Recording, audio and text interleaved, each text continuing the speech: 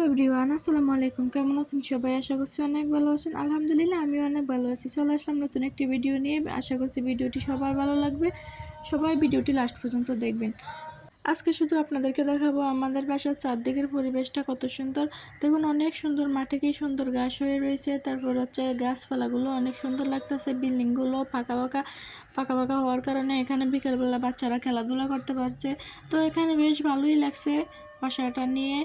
তো এই তো সবগুলো ঘোরাফেরা করে দেখতেছি। আমি যদিও বাসা থেকে ভিডিওটা করতেছি বারান্দা দিয়ে, তারপর হচ্ছে জানালা দিয়ে, এজন্য।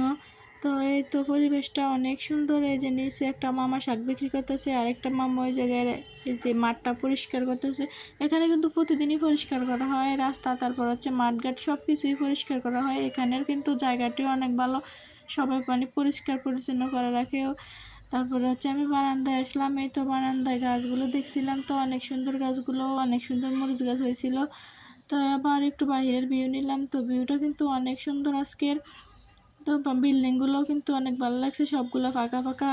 তারপর হচ্ছে ছোটো বড়ো আছে, বাতাসের একটা ভাব আছে। তো এই তো আমি আবার কিছু বেগুন ছিল, দেখতেছি নষ্ট হয়ে যায় কিনা। আর এই যে ফুলটা দেখতে পাচ্ছেন, এটা হচ্ছে প্রতিদিনই আমাদের বাসায় একটা একটা করে পাওয়া যায়। জানি না কোথা থেকে এসে, জানি না। এটা হয়তো বা উপরে কেউ গাছটা লাগাইছে, তো ওখান থেকে হয়তো বা একটা একটা করে আইসা পড়ে। তো এরপর দেখেন এই তো ট্যাঙ্কগুলো নষ্ট হয়ে যাইতেছে। আমি শরবত গুলাইও না, তারপর হচ্ছে খাইও না। আবার আনছিল একটা রুহাবজা, তো ওটাও আমার একবারে খাওয়া হয় না। তো সবগুলা পরেই থাকে। গরমের যেহেতু এখন গরমকাল, এখন কিন্তু এই শরবতগুলা খেলে শরীরের জন্য অনেক ভালো, যেহেতু প্রচুর ঘামায়। তো শরীরের কিন্তু সবগুলো গামে কিন্তু একবারে শরীরটা আমাদের দুর্বল হয়ে যায়। শরবতগুলো খেলে কিন্তু অনেক উপকার হয় আমাদের শরীরের জন্য।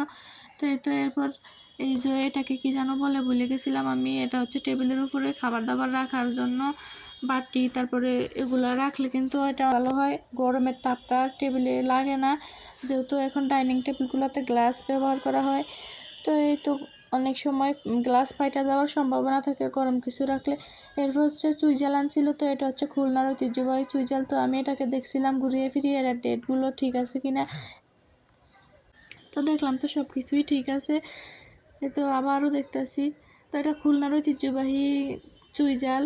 তো এই চুইঝাল দিয়ে গরুর মাংস, মুরগির মাংস, হাঁসের মাংস, খাসির মাংস, যে কোনো মাংস এটা দিয়ে রান্না করলে কিন্তু অনেক মজা হয়। তরকারি সাথে কিছু রসুন দিতে পারলে কিন্তু আরও মজা হয়। চুইঝালের সাথে কিন্তু রসুনই দিতে হয় যে কোনো মাংসে। তো আবার এই তো দেখতেছি, এই তো দুটা বাবু সাইকেল চালাইতেছে, তো আরেকটা বাবু পিছনে দৌড়াইতেছে, এই জন্য একটু ভিডিও করলাম।